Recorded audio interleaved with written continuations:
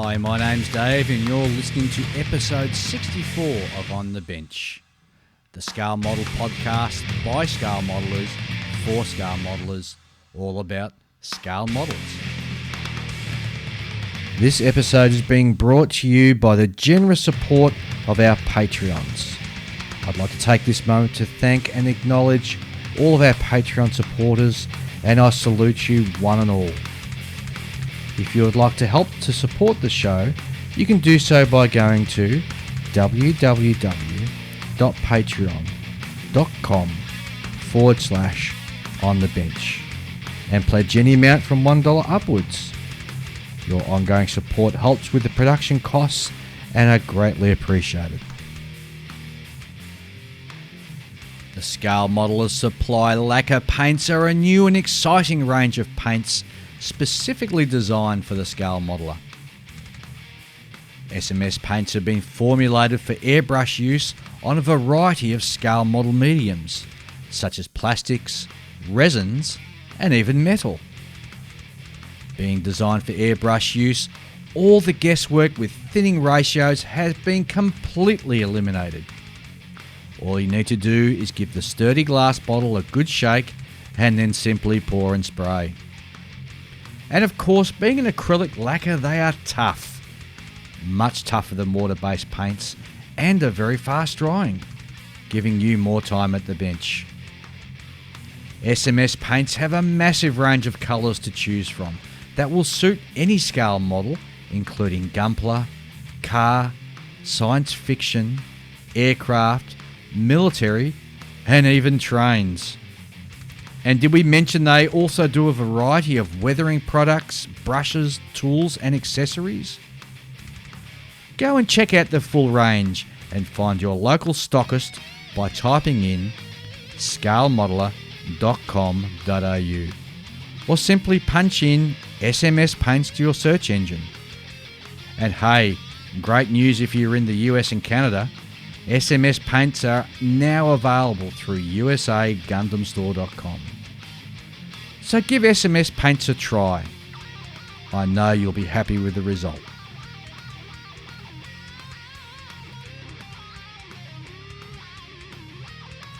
And hello and welcome to the show. G'day Ian. G'day Dave, g'day listeners. G'day Julian. Greetings. What have you been doing, guys? Trying to get my modelling mojo back for starters. Oh, geez, mine's in full swing at the moment. I'm pumping. We're getting burnout in the Buffalo build. That is not the easiest kit to work with, is it? No, especially when you're doing a C model, a Dutch C model. It's just so many differences. Like the Dutch with the C model, well, they actually supplied their own engines. They supplied the Wright Cyclone 1820 engines, which I think they took off their KLM fleet. Does this kit have a like a separate cowling piece, or is it the fuselage goes all the way up to the front? The fuselage goes pretty much up the front, but the front cowling is a separate part for the radial engine. It's old Tamiya, so it's good, but it's not refined like the modern stuff. Have you done your scribing, all that? All the scribing's done. Oh, nice. Fuselage cockpit's in, fuselage halves are together.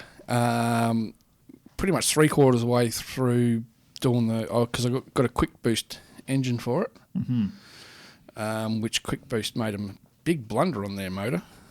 Really? Oh. Yeah, they put the ignition harness ring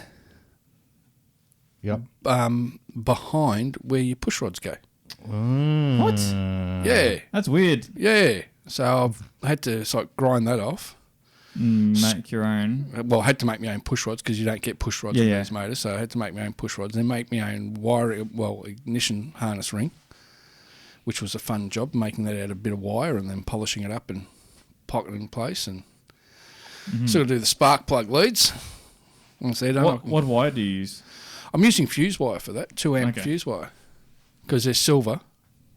And but the photos I've seen, it looks like the actual. It's pretty much a solid wire too, so it's not too flexible. All right. So but yeah, so I've just been struggling with it, just been burning out my mojo.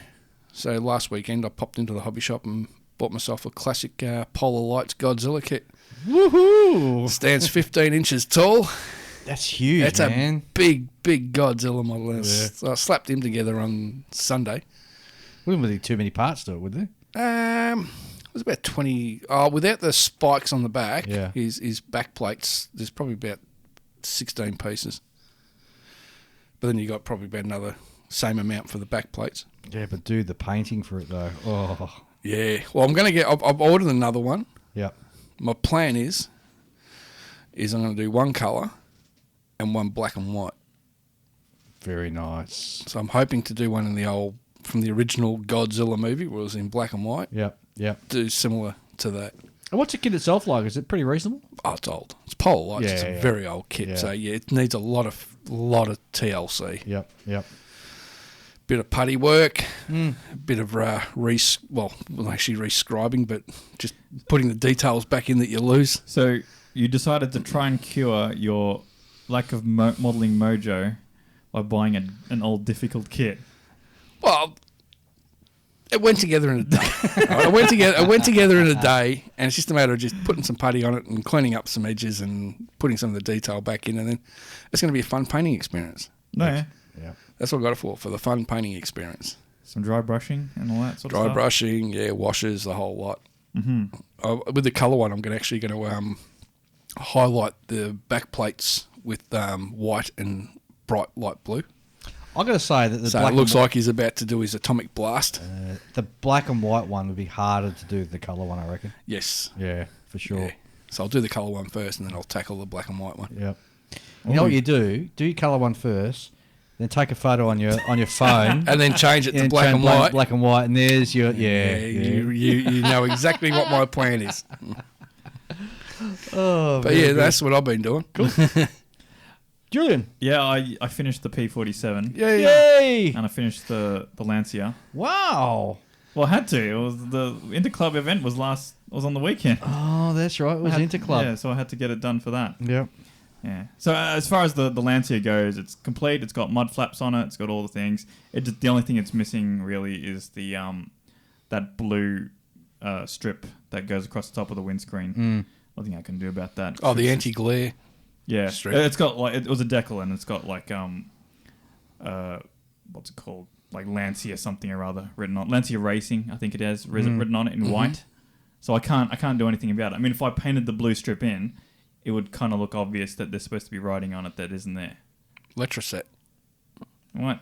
Yeah. No, look, it's done. Yeah, I know. It's Done. done. I guess the point where you just put it aside and go, Yeah. that's it. I'm starting something new. Yeah, that's the best I can do. I mean, it was pretty much my first finished car experience. Mm-hmm. So I learnt a lot of things. Learnt how to do like really sort of elaborate decals and things like that, and how to get them to bloody fold over each other and all that. And gloss coats. So I've had my that sort of gloss coat sort of product sitting on my bench for some time, but no real excuse to use it. Yep. Because I'm not like you. I just gloss coats all over the place. I just only gloss coated if I want to finish gloss like the finish to be gloss. Yep. So and it worked well. I would use it again. This is the Guns Super Clear 3. Yep. Really good stuff. That's a lacquer paint, isn't it? Yep. Really, really good. Dries nice and hard, and it doesn't have any tackiness to it like you get with Guns Clears normally. You got to let it sit for a good week before it finally gasses off. Yeah. No, well, this stuff doesn't. It just because it's a lacquer. It just, It gasses off in 5 minutes. yeah, pretty much. Yes. Yeah, you just just because you don't want to. You want to be safe. You don't want to go. Is it dry yet? You stick your finger in it. And Big fingerprint. Yeah, you don't want to do that. So I sort of give it a few hours, and then I touch an area that I've sprayed on the inside or something like that. See, well, that's why you need to. You find a little bit before you finish spraying. Just spray it on another bit of plastic, like a mule or something like that, and that'll be your test to see whether it's dry. Yeah, I just do that on the inside of the body. Okay. Because it's the same thing, but I don't have to carry another thing around, Yep. Yeah, no, fair enough. Yeah, so I got that one done. I got the P47 done, and it looks all right. It didn't win its category at the Interclub. That went to our dear friend Robert and his Russian P47. Oh, good on Robert. He did a really nice olive drab scheme. Yeah. Mine was sort of flashiness, and his was all over olive drab, and he did a really nice job of sort of putting lots of variations of colours of olive drab in. Yeah. Like, I would say it's probably some of his best work. I reckon olive drab's hard to do because it's just that single sort of colour, and you've to build interest into the eye, you've got to do that sort of... Yeah, you do have to do that sort of thing. Not modulation, not mottling, but just those slight variations. And the thing with in olive colour. drab too is olive drab was one of those colours that was affected by the environment, something severe.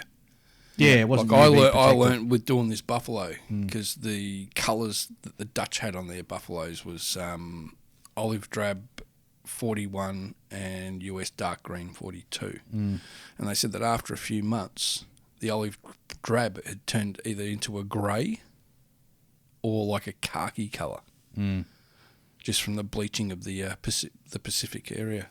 Yeah, and also there's no UV modifiers in the paint. Nope, so not yeah, back then. Yeah, No. exactly right. Plus, you add, oxidization, fading, abrasives. But you know what? You're in the middle of the World War. That's the last thing you're going to worry about. Oh, we haven't put any UV stabilisers Yeah, in exactly. the paint. Yes. You just push the darn things out of the factory and just send them straight to the front. Exactly. Yeah, totally agree. Yep.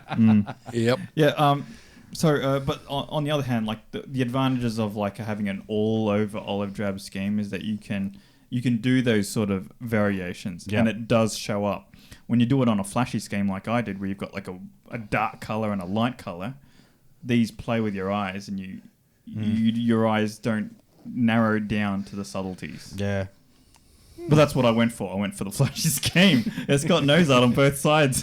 Yeah. That's what you want. Yeah, I know. No. And it was a fairly nice, fairly decent, clean build, and I'm not sure if I came second or not. It doesn't worry me too much. But I can tell you that because there was 5 clubs there, that aside from that P47 that Robert did and mine, there were 3 other P47s there from the other clubs, and all of them picked the exact same scheme. Oh, seriously? Yeah, Whoops. they all picked the black scheme. Yeah. Oh yeah, the black. But one, not all of them the- painted it black because Yeah. they just did it as it is in the box, and Yeah. they didn't really drill into the history of it, perhaps. But yeah, that's actually one of the easiest schemes to do because we absolutely know that it's black. Whereas the scheme that I picked, it's like dubious colours and Yeah. yeah. So really really good event, by the way, the Waverley Inter Club. Yep. The mystery build on the day was the. Can you explain what a mystery build is for our listeners? Yeah, so the Waverley Inter Club, every club that joins into it has gets given a kit. That was the P47, and they have to build it leading up to the event. Then they add in 2. They have entries, right? So they have got 2 armor kits, 2 aircraft kits, 2 civilian vehicles, usually cars, and 2 miscellaneous, which is, we put figures in a lot of the time because we've got some really good figure painter. We've got a really good figure painter in our club, and this year we had 1 figure and 1 kind of like sci-fi subject.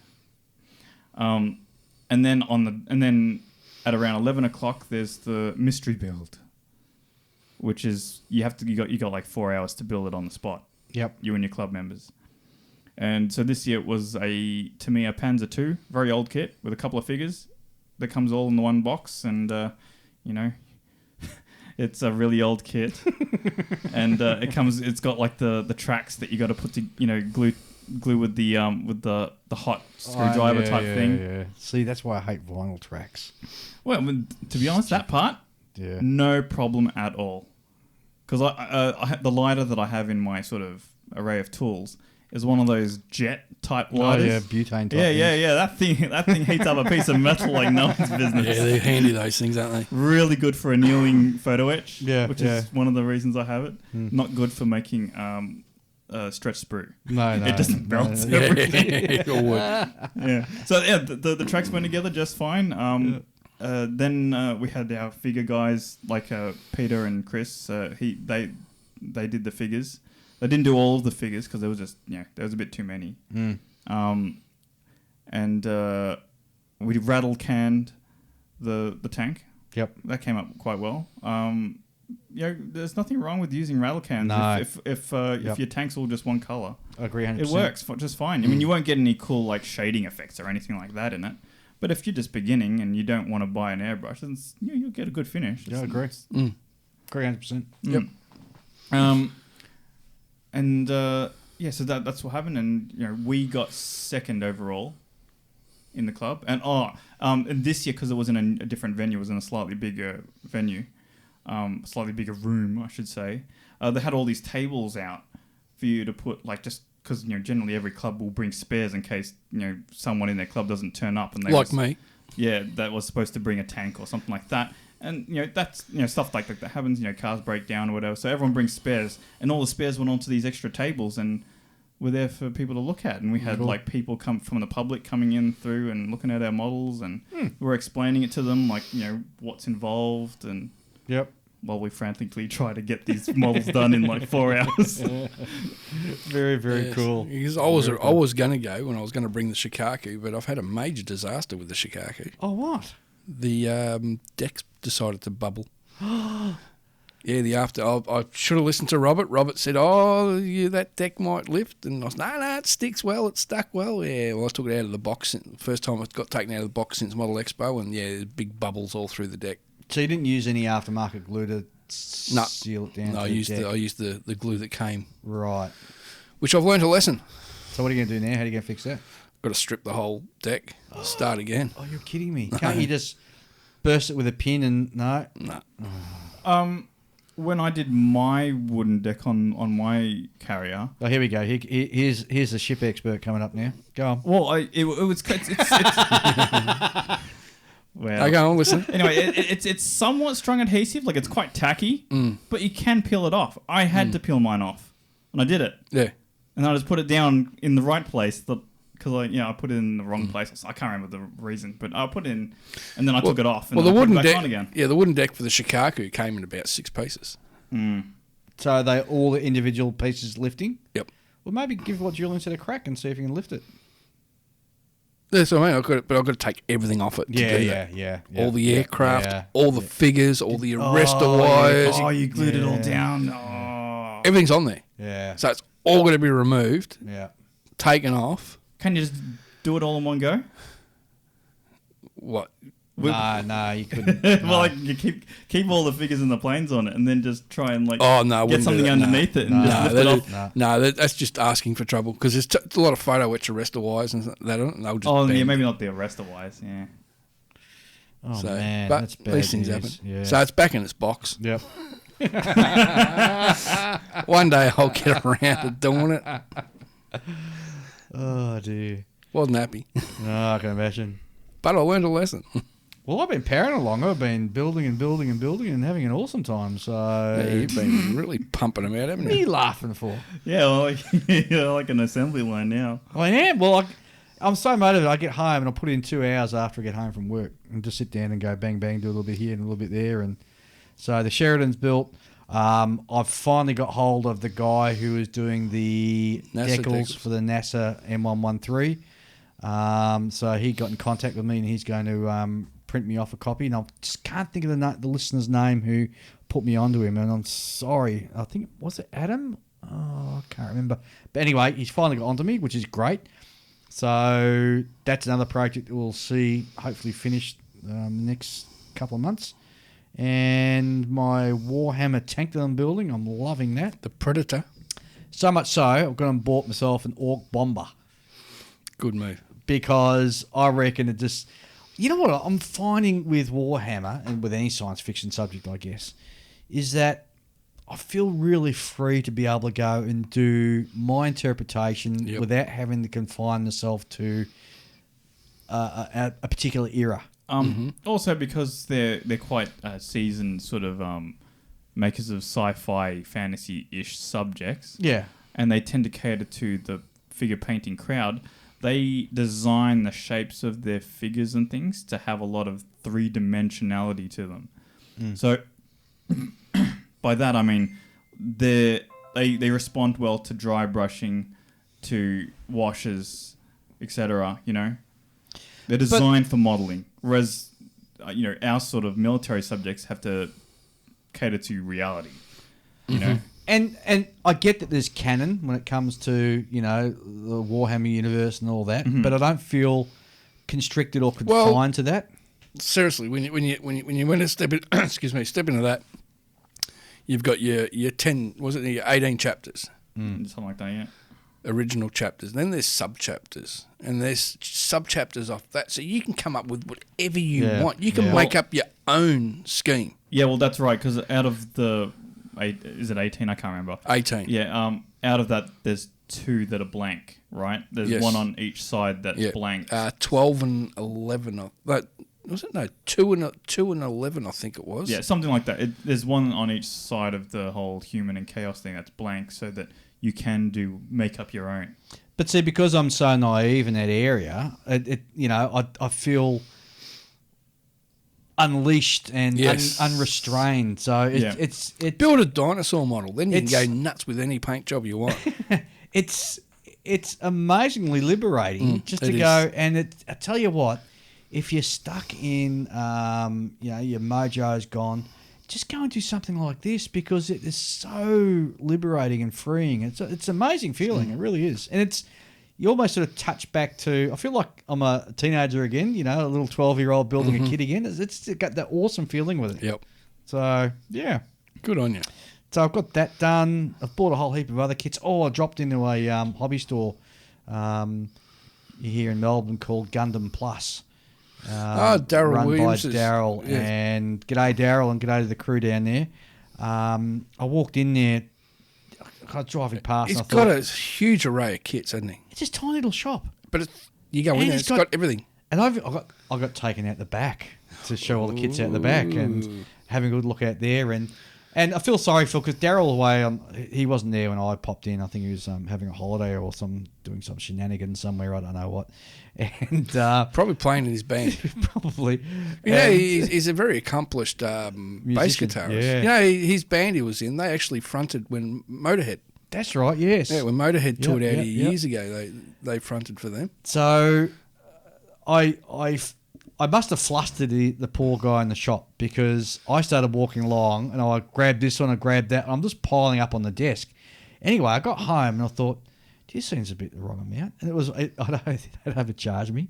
So I just, quickly gave them a phone call and they could not be more helpful. Helpful. Oh, they were just wonderful. And in fact, Daryl, who wasn't even there, he's away for the week, he personally rang me and said, profusely apologised. I said, mate, it's all right. I know where you're going. We know where you are. You're not going to go anywhere. So, and it was a really good experience. Oh, cool. I'll have to pop meat in there one day. And we're so blessed here where we are because I reckon, I was counting the other day and I probably missed a couple. I reckon we've got 14 hobby shops in the greater Melbourne metro area. Really? 14. Wow. Well, there's one just down the road from where we live anyway. Yeah. And I was down there because I took the grandkids down, but I'll talk about that during Listen to Mail because there's a particular link. But the last thing I want to touch on, and have you guys listened to our latest episode from our Canadian friends? No, I haven't a chance yet, no. Excellent, because you are in for a treat. We're in for a treat, are we? Stand by. Now, we should also point out we have our good friends down under. Yes, on the bench. On the bench, and we always have fun with them, and we support each other. And you know what? We're thinking of you guys. We know you have a really big problem. You've been pondering and working, scratching your heads. We actually figured it out for you. We did. We take care of you guys. We do. We know try you're where we really can. struggling to find a name for Julian's fanboys. Julian's fans. Well, fanboys and girls. Let's fanboys and girls, yes, his fans in general. See, they need to really button down a name. We got it. We worked it out. That's because we're Canadian. We like to help. We like to help. And what's the name we came up with, Anthony? All right. So, of course, they should be known as Julian's Jewels. See, perfect. Just we'll let that sink in for a minute and see what people think. If we listen carefully, we can hear the howl from Australia. Right, all those guys and gals, all those shining diamonds. That's right, exactly. Waiting on all the awesome things. We should see if the domain names were Julian has to We should see if the domain names were registered. Oh man, I could see a website. And I, you know what, I am happy to count myself as one of Julian's jewels. I always like to hear what he has to say. You're one of his special jewels, are you? Oh my! There you go. We need shirts now. We need shirts now. Yeah, its own subcategory. Yeah, exactly. It's like a Julian's cult. Jewels. It's like a cult in some ways, but a good cult. A cult for good. I'd join. There you go. He's already there. All right. That was good. That was good. Julian's Jewels. There you go. Wow. You know, my family calls me Jules for short. Oh, well, there you go. Jules. I just cracked up when I heard, oh, geez, those guys over there in Canada. So they're going to come up with one for you and for me, mate? No, but see, because we're the cool kids, you and I. Oh, so we don't need a fan club? No, we don't need a fan club. Oh, right, okay. It's just Julian. Right. Well, there you go. I don't mind it. I don't. He doesn't I don't like this whole, oh, you got fanboys kind of thing. I think it's a bit much. But if you're gonna make fun of me, I don't mind it like this. Of course. So that was Stuart and Anthony. Yeah, good on you guys. From their Thank you. podcast called. And how's that Shelby coming along, boys? Oh, there's a dig. There's a dig. Speaking of Shelby, so do you have a Shelby kit like the Daytonas that you love so much? I've got a Gunz Sangyo Cobra Daytona coupe, which is as rare as hen's teeth.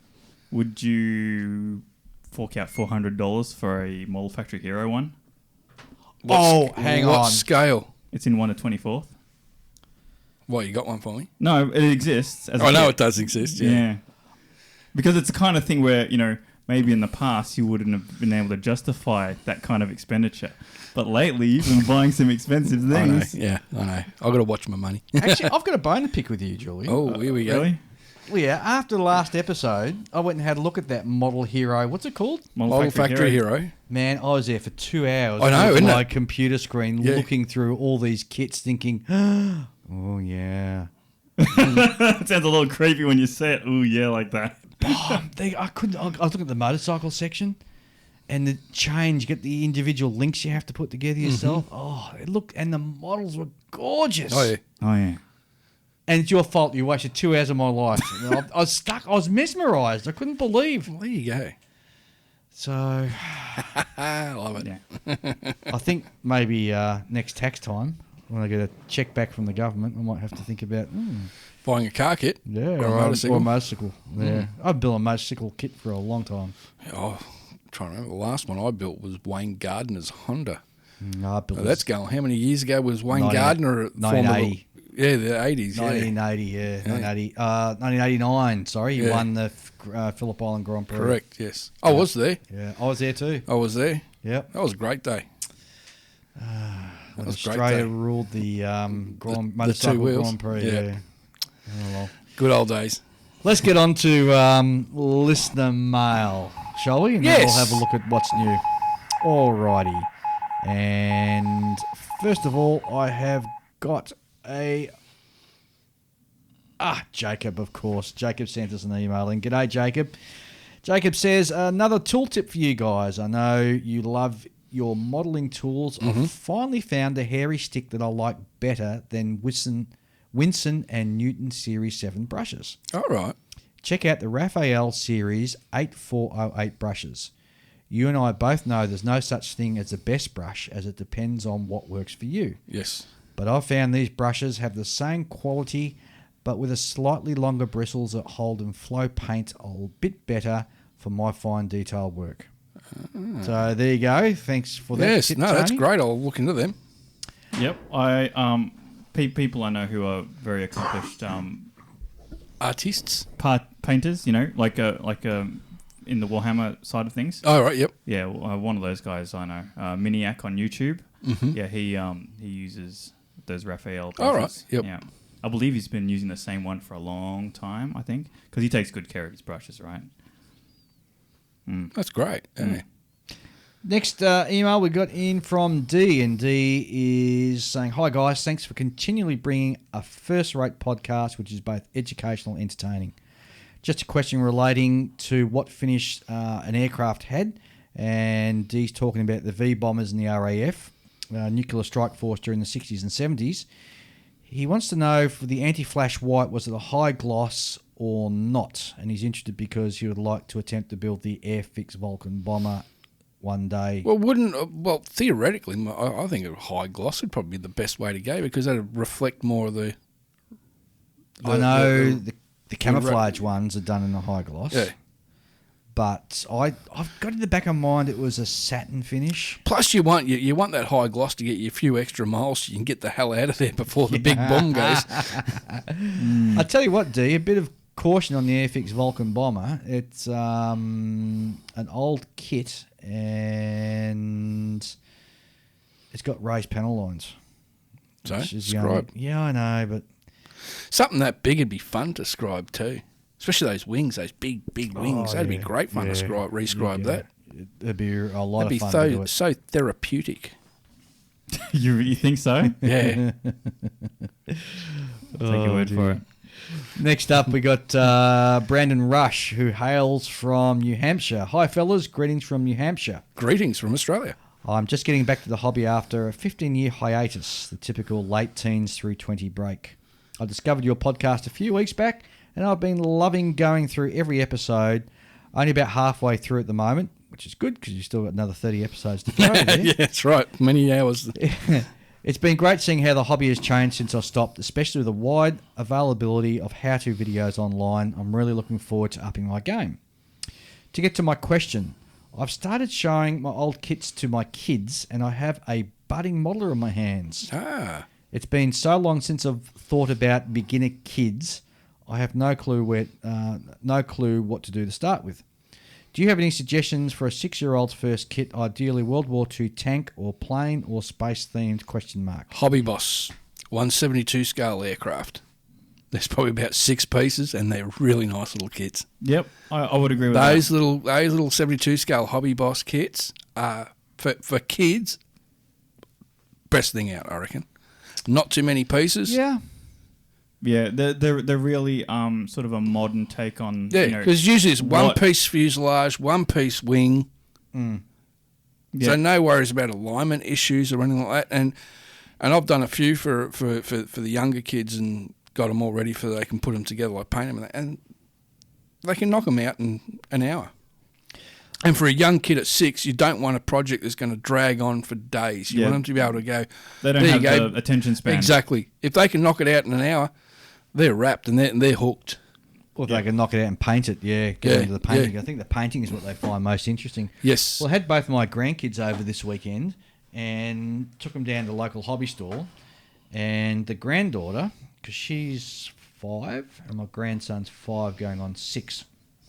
So I brought a little, I guess you call it a harrow. It's like a little round... it's a ball with arms and legs and bunny ears.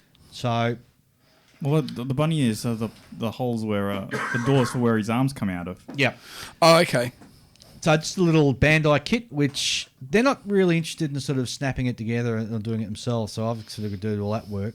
But she loves it, and she's running around playing with it afterwards, and I thought it's great. And my grandson, he chose a Spitfire from Airfix, one of those. The Lego ones. Lego ones. Yep. They're called the Quick Build. Yes. They're pretty expensive. It's $30 for that. It'd be a lot cheaper in England. Oh, yeah, don't doubt. But because it's got the sort of Lego-ish sort of style to it, it really appeals to him. Again, I'm the one who ended up building it, though, unfortunately. I'm pretty sure, isn't that this paint scheme? Is that Johnny Johnson? Oh, I got no idea. It may well be. I haven't done any research or anything into it. Didn't go too deep. But I was thinking to what Brandon was asking, and also because I nearly bought a Toon Tank because it's got that real quirky look to it that would appeal to kids. And if they get bored building it, which you can just slap them together, it doesn't have to be perfect. Just as long as you get it to the painting stage for them, built enough so they can sort of start painting. I reckon that any 72nd scale armor kit is actually probably pretty good because they're almost the same size and everything as like Matchbox cars. Yeah, you're right. Yeah, because what I used to do for when I was doing those Hobby Boss kits for the kids is I'd paint them on the sprues and decal them because these kids, they were very young and they yep. Parents didn't want them to have smelly paints in the house, so all they had to do was just take them off. And with those, I'm pretty sure those Hobby Boss kits pretty much snap together anyway. Yeah, yeah, almost. So there's a lot of fun. So that's what I recommend. You know what? And also, why not just take your kids down to the hobby store, if there's one near you, of course. No, that's a dangerous thing, because then they're going to pick the most expensive thing. No, well, I was pretty good. They were pretty good, actually, because I said, look, this is the little area you can choose from, so you can choose a kit from there a kit from there, and they both stuck to that. They recognised, okay, that's the limit, so... And they both chose and, had a lot of fun with it. Kept them... I'm trying to get them in. It's funny, the granddaughter's more interested in the actual building than perhaps the grandson is. All right. So it looks like she's the one I have to work on.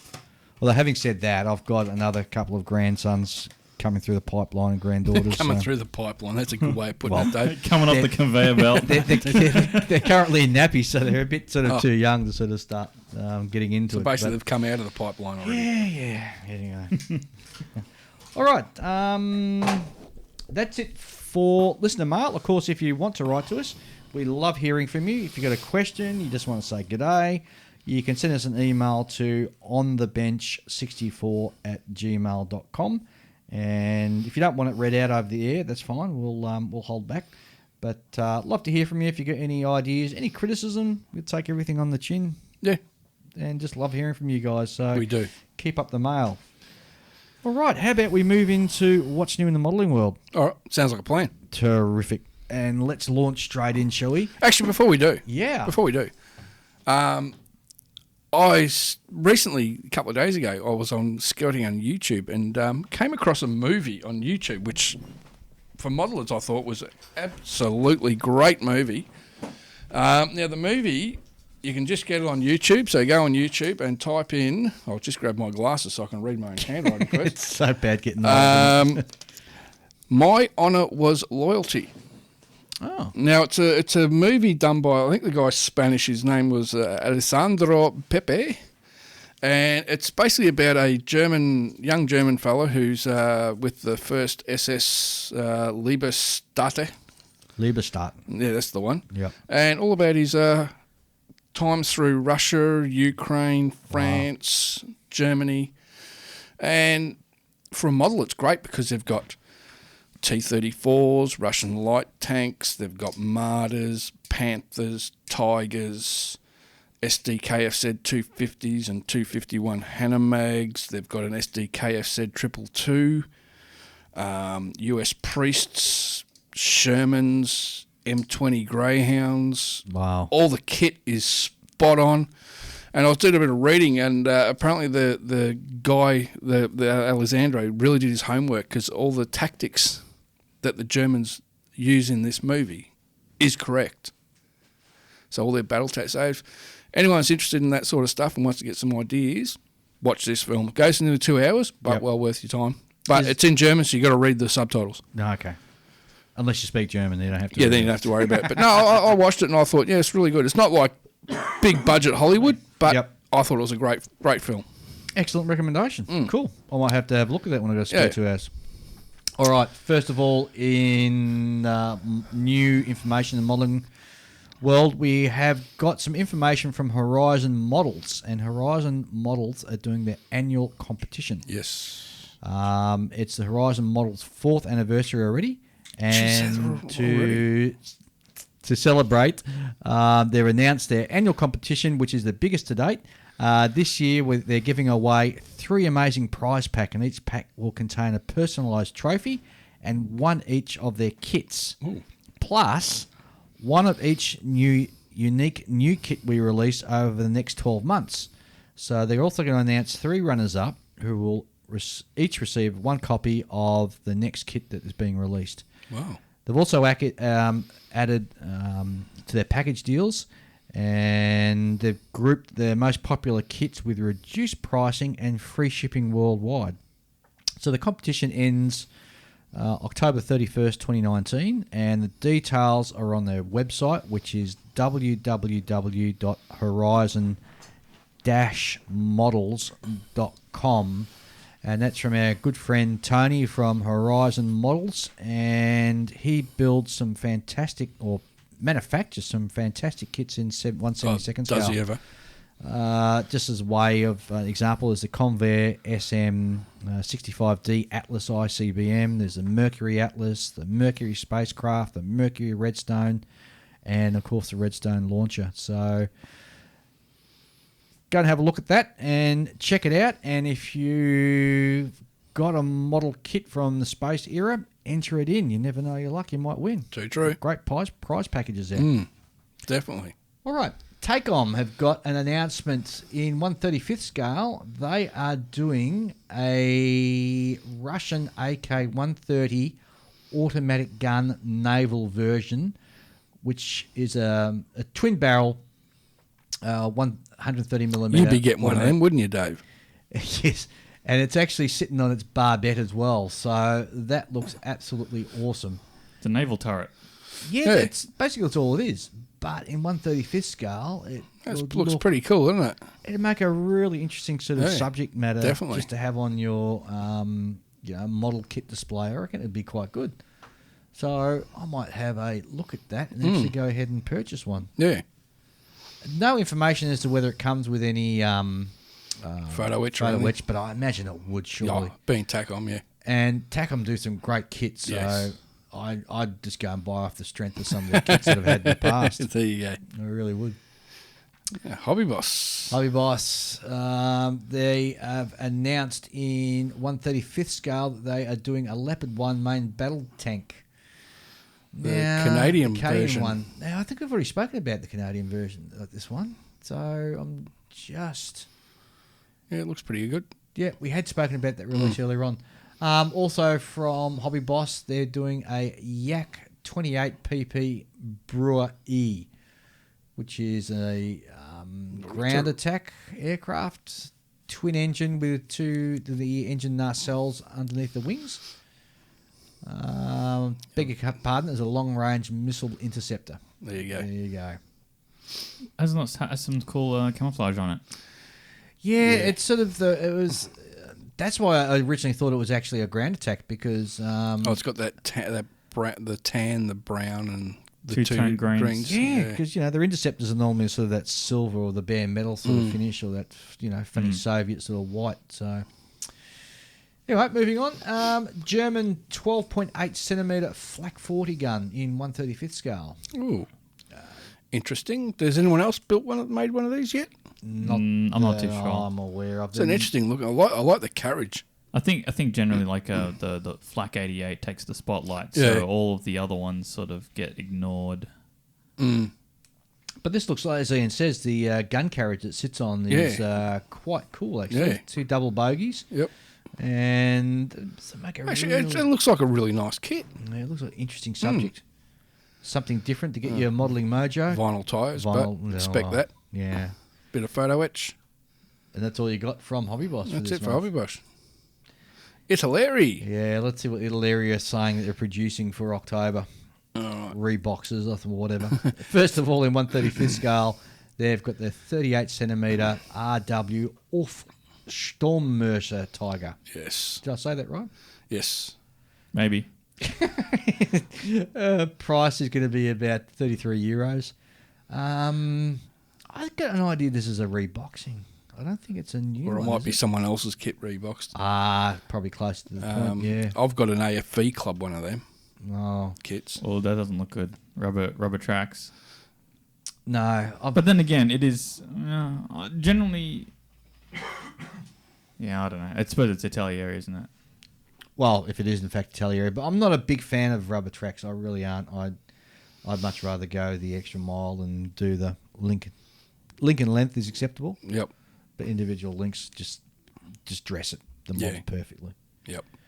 Under Siege, 100 Years War to Joan of Arc battle set in 1/72nd scale. Oh, does it get a little pyre? Or a bit too soon? No, I think it's enough time elapsed. You could probably have a joke about it now. Probably just offended all of our French listeners. Sorry, guys. The 300 Years War obviously was a long conflict which involved the Kingdom of England, the Kingdom of France, and Whoever else they could drag into the conflict. So the battle set contains 16 English knights mounted on horseback, 16 French knights mounted on horseback, 36 figures of English foot soldiers, 40 figures of French foot soldiers, and a castle that's made out of MDF, which has been laser cut. So, this is something that I would have purchased back when I was about, 12 or something like that, and had all sorts of fun with it on the lounge room floor. I'm just wondering whether this is appealing to the war gamers or something. Italy seem to be doing a lot of this, don't they? Yeah. But hey, look, built up, the photos look quite good. Oh, yeah. And it does look like it is made for wargaming when you look at the figures that are on those little round bases. Yeah. Still looks like a lot of fun, and it keeps somebody happy building that for quite And there's some time. people out there that absolutely love the modelling medieval stuff. And they do a really good job of it too. A MiG-21 fish bed in This 1/72nd scale. Price €26. Comes in 1, 2, 3, 4 different schemes. Yep. I think MiG-21s are a dime a dozen in the modelling world. Whereas before, a few years ago, you couldn't find a decent one for quids. Now everyone's bringing them out. Oh, jeez. And in 1/24 scale, they're releasing a Volvo FH4 Globetrotter. Medium roof, though. Medium roof, yes, whatever that means. Yeah, we had an episode on the trucks. Yes. And, geez, they really go to town with their decals, don't they? Oh, yeah. It really sort Look of at the dresses decal it. sheets. This is what, 3 decal sheets? Yeah. Wow. Well, That's actually, impressive. there's only 2 decal sheets, but the other one is a masking sheet. Oh, by the looks masking of it. sheet, So, wow. which is very clever. And I wish a lot more model companies would actually start doing this. Edward are usually pretty good at doing this sort of Yes. stuff. I even bought some 1/44th scale MiG-21s from Edward, and they had the masking sheets for the canopies in that. Yeah, scale. That's just brilliant. Yep. Well, You to know- me, I do that now. Oh, do they? Yeah, but they're not laser cut, I don't think. Ah, okay. At least not the one that I last did, anyway. Yeah. Well, here's one for Julian. A Lancia LC. Looks like the Le Mans in Yep. 1/24th scale. Hang on, go back up. Up a bit further. Oh, yep. Just so I want to have a look at it, that's all. Looks like it's in the martini colours. Yep. I like martini colours. The LC2 was built by Italian manufacturer Lancia to compete in the World Sport Prototype Championships at the beginning of the 80s. Now, it's really interesting. Just having a look at the photo, when you scroll up a little bit, Dave. Yeah. Sorry, the other way. They've blurred out the cigarette advertising on the decal sheet. Yes. So I don't know if that's actually going to come blurred. I don't think it'll be blurred. Somehow I've got a feeling it may not be blurred on the sheet. It's blurring. They've also blurred out the Martini logo. Yep. Not where it says Martini Racing. They've only blurred out the logo. Yep.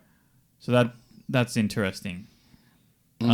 Speaking of Martini, because I like building the cars with that scheme. Yeah. I looked into like what kind of company is Martini, and apparently they make vermouth alcohol. Yeah. Right.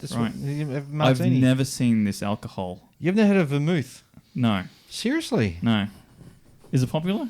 It must be, Oh, right? it used to be during the 70s. In the 70s it was.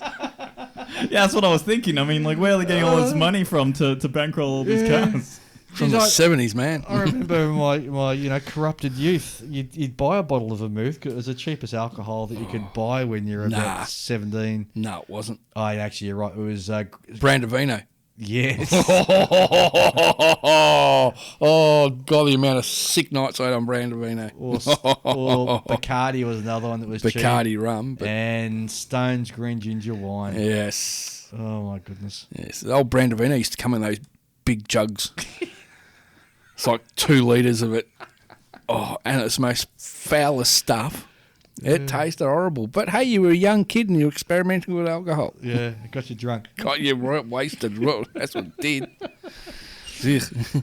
Well, back to the modelling subject. Anyway, looks like a fun little car. It does, it yeah. does. What else are they bringing out? Oh, in 1/48 scale, they're bringing out an Alpha Jet. Alpha Jet AE. A/E. About €26. Jeez. Alpha Jet's a very flashy name, isn't it? I reckon it's quite Got cool. some nice aircraft. paint jobs too. They've got a Spanish one, a French one, Oh, I like the Spanish one. That looks and nice. Portuguese. Yeah. And German Luftwaffe. Oh, yes. Jeez, yes. those are some very loud schemes. Yes. Oh, because they're like 10 years, 20, 35 years. And Yeah. all that. They're all sort of Anniversary ones. anniversary Yeah. ones. Oh, well. I reckon that'd be really cool. If you like flashy stuff, decals, We all like flashy decals. That's it from Italeri. Okay. And last one now, Ryefield Ryefield models models have announced a new 1/35th scale Panzer IV 2-in-1 kit. Ooh. So they're saying it will do the Panzerkampfwagen 4 late production and also the OS FJ model as The well. Biob. Yeah. It's nice shoes, and it's got like the mesh shoes on the side too, which looks really. And Ryefield models is going to be a nice kit to build. That'd be an awesome kit to That build. is some nice stuff. Well, we assume so. I don't think any of us have built one. Well, I've read a few reviews on some of their kits, and people think Well, they're really nice to build. I mean, they post up CADs of their stuff, so I imagine Yeah. like all the stuff built made in CAD is generally pretty nice to Yeah. put together. Definitely. I don't think that's an outrageous sort of assumption you can make. We can make assumption. No, I mean, like it's not like you can assume that if it's done on a computer, it's probably going to fit together fairly well. Yeah. Yeah. But what blows me away is, again, you look at this, they're talking about the production figures for that particular tank. So between June 1944 and March 1945, they produced 1,758 of them. Mm-hmm. That's not many, is it? No. No. And it's like, who was I talking to the other day? And I think I mentioned it before on the podcast. A Tiger tank's only built 1,500 of them. And yet, it's The most iconic tank. most on the iconic planet. tank on the sort of battlefield. Yeah, but And you look at the low numbers. You ever seen a photo of a German tank factory? They had them all side by side. Yeah. Because they're all Each- hand built. Yeah, and each one of them has its own bench next to it Yeah. with all the parts and things that are sort of need to go on it. So unlike the Allies, where the Allies used to do, well, especially the Americans, it was all production line. With the Germans, it was more like working in like a Ferrari factory or something, where everything was hands on, hand built. The other interesting thing too, I heard this recently. I think it was a lieutenant colonel in the U.S. Marines has written a book about it, but he was saying that Germany's gross national product, is it GP? What's the term for it? GNP. GNP. Is it GNP? Yep. Was 40% of what America's was in 1940s. Mm-hmm. Well, obviously it's a lot lower by 1945. Oh, yes. But it just goes to show how big, America was. I think it was around 1890 that the US sort of turned the corner and overtook and become the lead country in size of its GNP. Yeah, once America industrialised, that changed everything. Oh, absolutely, yeah. To put things in perspective, how many of these tanks were made? 1,300 or something? No, 1,700 of these were made. 1,700. Between June 1944 and March 1945. How many Shermans would have rolled off production line? 50K. 50,000. In total, I don't know about Yeah. within that period of time. Yeah. And you have to also remember that the Germans were building other types of tanks and things, right? Whereas the Americans stuck with the one tank for the most part. You had your Stuart and a few other things. And they had their tank destroyers and they had their... Yeah, but the reason why... You mean like a main battle tank? Yeah, I mean, like the Germans had multiple different types of tanks and had multiple different variants, whereas the Americans had the Sherman, and they went through very few iterations of that. Because the more you change things around, the more it slows down your production. Yeah. And of course, you had the Russians producing all them. And I think the Shermans were built under license in quite a few other countries as well, were they not? I don't know about that. I think a lot of the Shermans lend-lease, so they would lend-lease them to other countries. But I don't think they built them. They weren't built anywhere else outside the US? No. Okay. Well, wouldn't know. Yeah. But I just thought it was interesting how low the numbers were. And definitely. It always comes as a real shock to me when I sort of see that. I don't know why I should be shocked or surprised. You should be shocked when you see the costs involved. How much it costs to make a Tiger tank. Oh, yeah. That was so expensive. Oh, there must be an interesting book on that somewhere. I wouldn't mind having a read of that. Well, you don't even need to go to books. Just do a bit of Googling, and you'll see like lots of infographics where they have like graphs and they show you how much things cost compared to others, and people don't really think about it because they think about does this tank beat that tank, but or does this many tanks beat that many tanks, but it all comes down to cost because whoever runs out of money first is usually the first to fold. Well, We're just having a look at this Ryefield models. It looks like the suspension might be working. It is, yeah. Very detailed workable track links and suspension as well. That's a new one. You don't normally see. I mean, I know there's especially a lot of German armour with working suspension. Yeah, I mean, part of that is because they've been around longer than any of the other. 3 types of muzzle brakes. Oh, geez, just look at the inside. The actual gun itself is amazing. Yeah. Well, it should be said that guns like that to that detail have been around for a while. With Dragon, you know, it's not like Dragon were slouching, but that suspension is a new one on me. I haven't seen that before. 4 different types of carrier rollers as well. Oh yeah.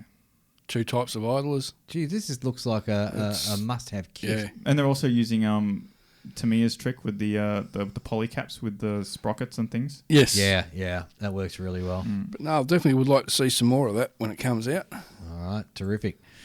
Now, I have got out... I do have one. Please go. I do have one more thing. Excellent. Right. So there's a company called Gun Primer. Yeah. I believe I sent you a link to it. You did? Yeah. Right. You go. That was me. Because I thought you'd bring it up on the screen. But anyway, sorry, I did bring up on the screen. Yeah. So Gun Primer is like one of those companies that makes sort of tools and things for the Gundam market. Oh, right. Yep. Right.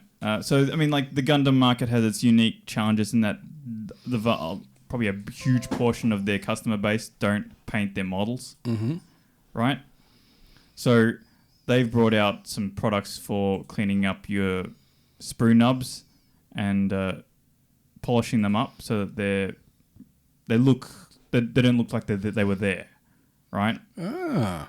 Right. So and it's interesting because they got like 2 products. So like if you scroll up, those first 2 at the top. Those ones there. Yeah. Ones there. Yeah, that one at least. Yeah, that one. And so basically, it's kind of like from what I can tell, it's kind of like a sanding stick or a file, but it's made out of hardened glass.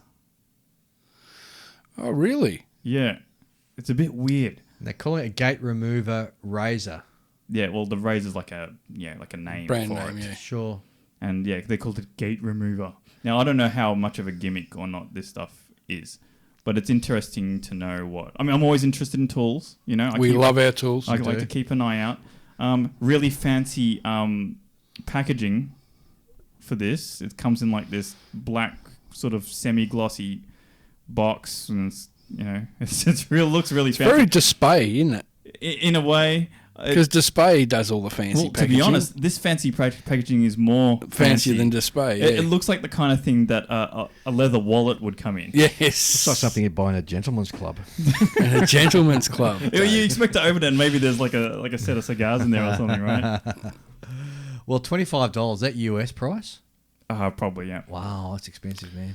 Yeah, but I think the idea is that it doesn't degrade because it's kind of like a file, right? Yeah, yeah. But some of the other stuff they look like they've got. Yeah, they got a lot of other sort pretty of. Cool there. For example, they've got a scriber, but it's designed to fit in a mechanical pencil. You know the mechanical pencil. Yeah, I see it there. I see it there. Yeah, that one there. Yeah, and they got like masking aids as well. Yeah. So their idea of masking and they're aids. masking aids. They're like reusable masking aids too. Yeah, I think so. They've also got like sort of circle guides. So the idea is that if you want to say drill 3 holes in the flange on your helmet of your Gundam or something to add an area of interest, you just stick this thing down and you just drill those holes and they're perfectly spaced. Ah, right. That is a clever idea. Yeah. I mean, the thing only, like the sheet of the holes and stuff costs $4, right? $4.50. Okay. $4.50. So it's not a huge expense, but it's simple. It's something that's going to be handy. Yeah, it's interesting stuff. I mean, it is very unique to the Gundam sort of side of things. I don't know how well they'll sell, but it's interesting. They seem to be a Korean company, from what I can tell. Well, you know what? If you're drilling portholes on a warship, or even if you're drilling holes on a sci-fi spaceship, these would be really handy as guides. Give you a good idea to get the spacing down before you start your drilling. Yeah, but the only downside is that those spacing is fixed. It's not very right. you could cut each 1 millimeter. You could probably cut each individual. They but if you're going to cut out individual circle, you're defeating the whole idea. Remember, you can cut a row. Look at that. See? Yeah. I reckon Good idea. So it's gunprimer.com. Yeah. Wow. Okay. So they've also got like a polishing, buffing sort of tool that is there, and the idea is you can buy them in up to packs of 3, I think. And yeah, that one's interesting too. I'm not sure what the deal is with that one. They call it the balancer. Yeah, marketing terms. All right. But it's looks like a sanding stick to me. Yeah, well, it's more. It does look more like a polishing one because it's for finishing up. Oh, I see. And it obviously degrades, which is why they sell them in packs of 3. It's not like that hardened glass thingy. They've got a lot of sort of like scribing guide types, like adhesive, clear type stuff, because they're quite popular, I believe. There's a lot of YouTube videos floating around of like the really high level Korean modelers that win the Gundam championships or whatever, and they do a lot of like custom scribing and stuff on their Gundams. Oh, right. Yep. Yeah, so I think it's becoming quite popular. It looks like it, yeah. Amongst the dedicated sort of serious modelling crowd. Well, I reckon there's some really interesting stuff in there, so I'm we're going to spend a looking bit at of that time and have a look at that later on. Definitely. All right, last but not least, our secret correspondent, our secret reporter has sent in some information on some new kit releases. So first of all, Svelda new kits for 2020, and they've got quite a few. Svelda? Didn't I say Svelda? You said Svelda. Isn't Svelda one of those She's a gaming things? It sounds like you mispronounced Svetlana or something. Svetlana. It's not a good Russian name, Svetlana. Zvezda new kits for 2020 in 1/144th scale. There's an Urquhart MS-21. I have no idea what that is. Me neither. A Tupolev TU-134UBL. A BK200. I think that's a civilian airliner or something. And an Airbus A320neo. In their 172nd range, they're going to be doing a Lockheed C-130 Hercules, which is a new tool. It's not a Reebox Italeri. Yeah, because the old Hercules 72 scale kits are getting a bit dated now. Yeah, I've seen a few of them being built. And I've heard that Zvezda do some really nice airliner kits, so hopefully they'll do a good job on the Herc. In 148 scale, they're going to do a Sukhoi Su-57 Fraser, a Mil-24 Hind, and an Aleutian L2, which might be a rebox of the Accurate Miniatures kit. The IL2? Yeah, what did I say? L2. Yes, IL2, I beg your pardon. In 135th scale, Su-122 self-propelled gun. Oh, yeah. A T-34/76 model, 1942. Because we all need more T-34 kits. Oh, this all. And the next one will raise Julian's eyebrows. An M4A2 Sherman. Oh, who's this from? Zvezda. In really? Scale, yeah. What scale? 135th. That's weird. Yeah. That's a weird one from them, isn't it? Plus, they're also working on a Boomerang, spelt Bumerang, which is a Russian 8-wheel infantry fighting vehicle. Oh, yeah. Huh. From ICM kits in 172nd scale is a don't know how to pronounce that. Polycarpov. That's it. Polycarpov U2/PO, which is a completely new tool. Is that a PO2? Yes. Oh, the Night Witches. Yeah, Night Witches. And didn't I put a link on our club Facebook page that there's a new movie coming out about the Night Witches? I think I think it's about the Russian female Yak-1 pilot. I can't remember her name. There's a movie coming out on her. Oh, well, pop that across to On the Bench. Yeah, Facebook I'll try page and find it and put it on there. Also in 172nd scale, a MiG-25 PD Foxbat. This next one's interesting to our civilian aircraft builders. In 148 scale, a Cessna Skymaster 2 and a Heinkel HE-111 Zilwing. Zwilling. Yes. You know what that is, don't you, Dave? That's the twins that were twin ones they used to... gliders? Yeah, the Messerschmitt gliders. Yep. Use them. The old civilian. That'd be and what scale is that? That's in 148 scale. That'd be a big bloody box. Yeah, it'll be a big I've kit. never been a fan of that Zwilling thing. The Zwilling. No, it always reminds me of when you see like a lizard and it's grown 2 heads. What's wrong with a lizard with 2 heads? Well, he's got one more than he needs. Yeah, exactly. Continuing Twice on. the mouse to feed.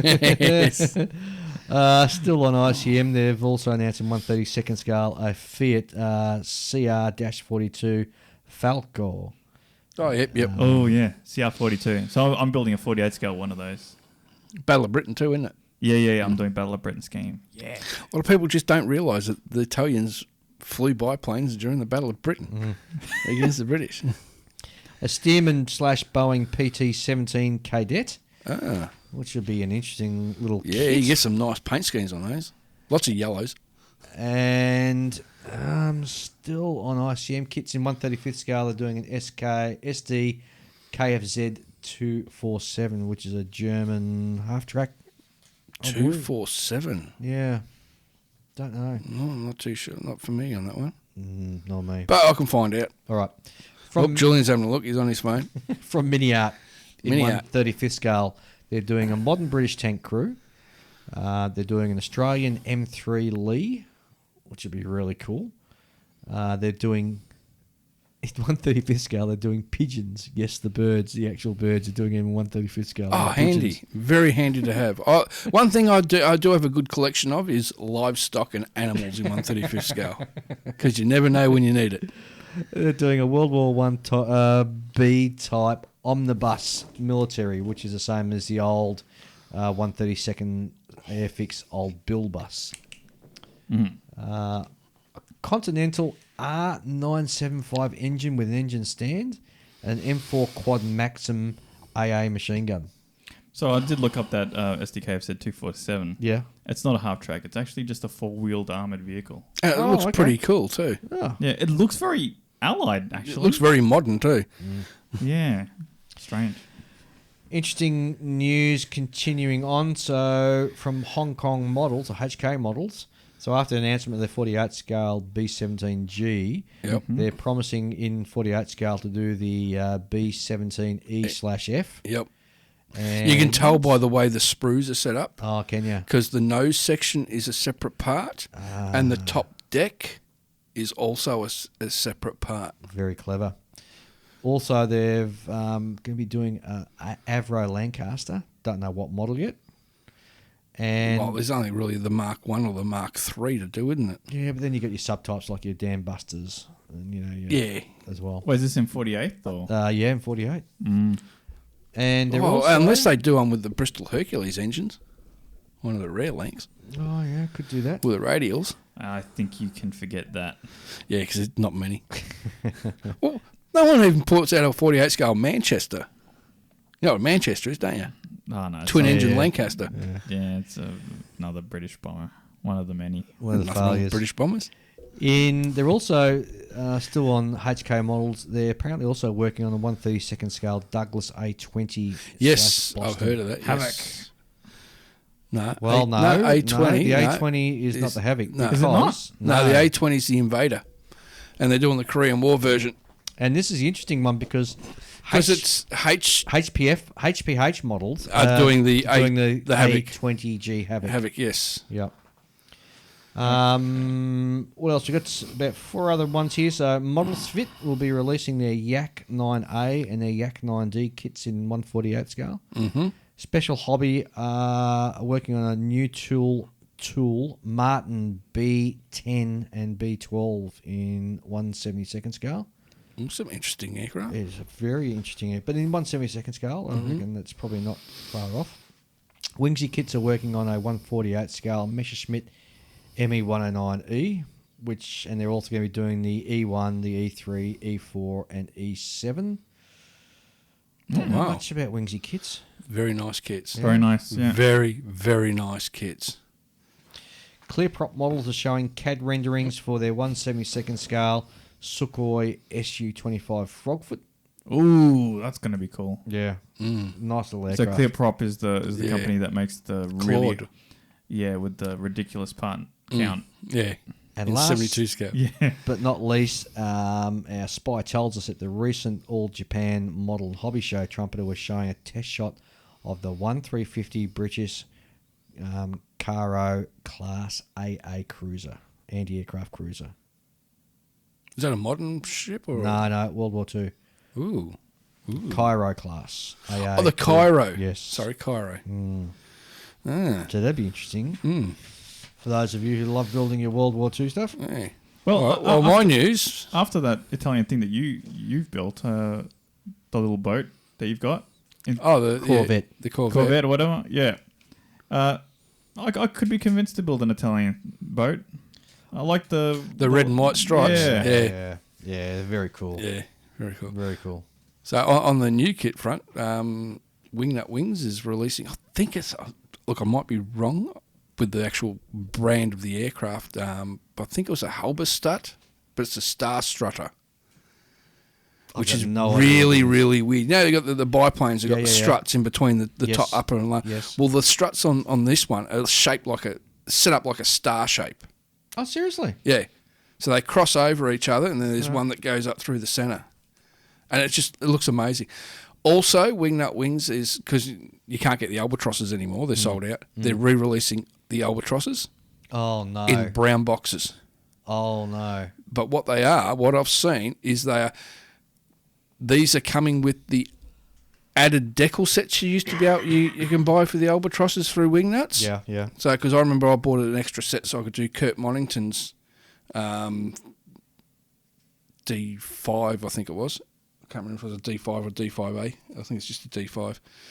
And each box comes with one of these decal sheets. There's about 6 different boxes they're bringing out. The reason why I'm saying oh no is because I've got an albatross sitting in my stash, and the announcement has now just devalued it slightly to what it was before you opened your mouth. No, I'm good at that. Oh, well, you can't count on these companies to do them in limited edition like Eduard do. And Dave came good for me, didn't you? Yeah. Well, I'm still trying to. Oh, you haven't done it yet. Well, I've spoken to Daryl, so he's. You're getting through Daryl. Yeah. So you're going to get one too. No, apparently because they're that tight, I'm gonna step out of the line and put you in front of me. Oh, you're such a good bloke, so I can get my Motorhead. You get your Motorhead Heinkel 111. Yeah.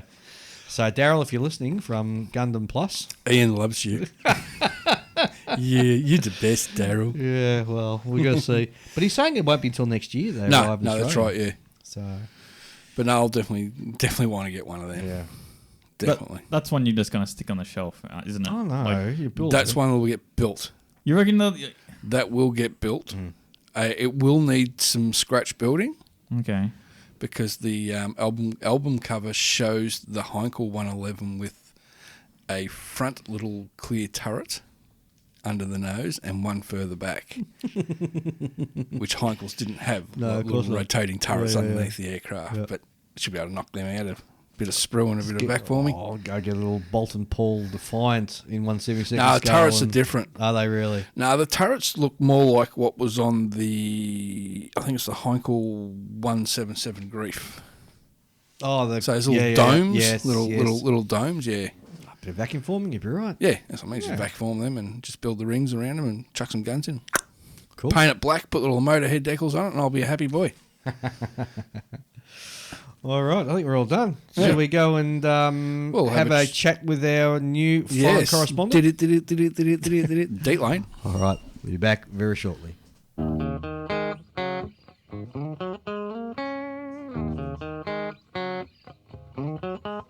Fine Scale Modeler is proud to support On the Bench.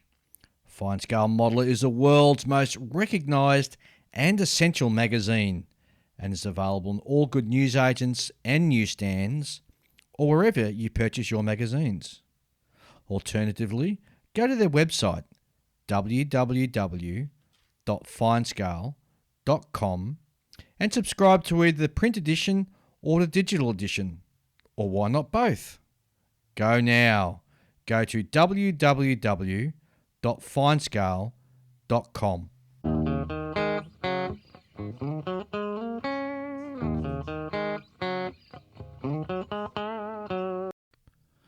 Hello guys, we're back with our interview with our new foreign correspondent, Mike Sleigh. Fortunately, when I was doing post-production, I just clipped the very first part of this. So we'll pick up straight away from where the clip came in, and we'll listen to Mike giving a bit of a rundown on his history in modelling and where he's going to be taking us in the future as our foreign correspondent. I eventually stumbled into Warhammer after that. I built for a few years. Got into Warhammer. It's funny that I just walked in the shop the other day and bought something from Warhammer, but I'll talk about that later. Yeah, it's cheaper than drugs, I'll say that much. More expensive than drugs, even. More expensive, yeah, exactly. More expensive, yeah. And then, as is pretty much normal for everyone in this hobby, got into my teens, discovered women, cars, alcohol, and sort of went away from it for a few years. Come back into my mid-20s, and it's gone the other way this time. I've got back into Warhammer, which has then led me back into scale modelling again. So now I'm heavily into both, probably equally as much. But yeah, I've always had a massive interest in military history and hardware. But I like to build things with a real story behind it. So, like planes that I've worked with, because the military interest eventually led me to joining the Royal Air Force. Oh, okay. So I did 7 years in the service. I'm out now. But yeah, it led me to join up. So I like building things that have got a story attached. So either things that I've worked on or worked with, or physically seen. Yep. So that's sort of the big thing I'm into. Also a constant scale builder. So I tend to work, obviously armour sort of 1/35th, aircraft are pretty much always 1/48th, ships go 1/350th. Yep. And then just whatever, like the bigger stuff like bombers, obviously, just because there's no space to put anything, usually go down to 1/72nd. But whatever I can build and fit in, really. Yeah. There's just a slowly building stash in the corner of the room I'm trying to get some headway into. But. So whereabouts are you based? So I live in Worcester, near Birmingham. Oh, that's sort of in the middle, is it not? Yeah, roughly. Okay, I'm exposing my poor geography when it comes to England now. I actually have been to England once upon a time, so it wasn't that long ago, but I was mainly down south around Poole and Portsmouth. Oh, okay. Yeah, lovely part of the world down there. Yeah, I spent a lot of time in Portsmouth. Been to the historical dockyards down there, and been on the naval base, been on HMS Victory and all the ships down there. It's really good.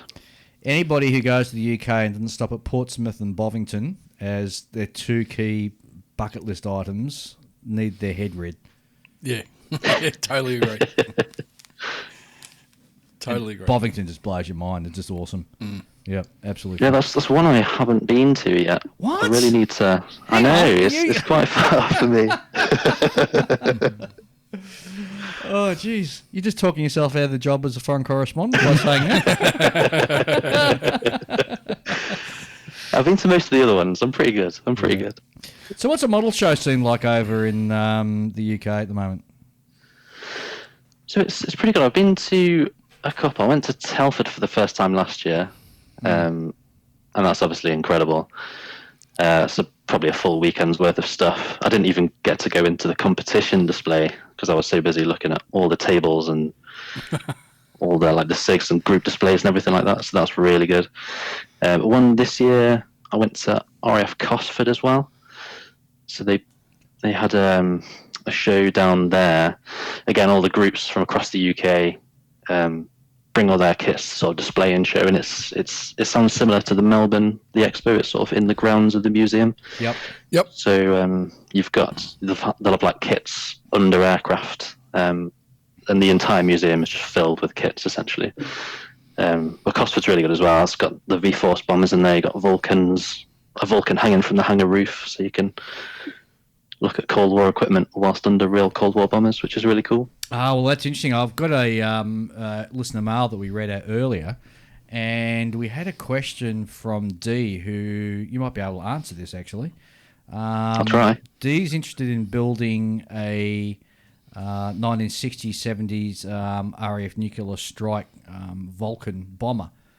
But he wants to do it in the white anti-flash colour, and he was asking whether it's actually a gloss or a semi-gloss or a matte in the white. Now, I know in the camouflage pattern it is a gloss, but the anti-flash white, was that a semi-gloss or just a matte?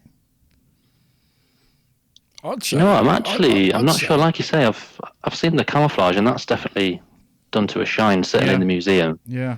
You'd think they'd go the gloss Yeah. because you get more. You get more. No, I've got in the back of my head it was like a semi-gloss, almost satin type finish. All right.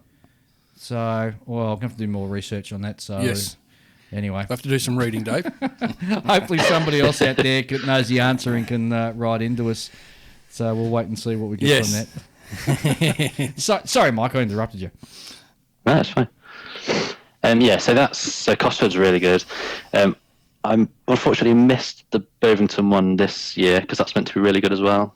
Sort of very similar, just around all the tanks and models everywhere. So that's definitely one to hit on the next time round.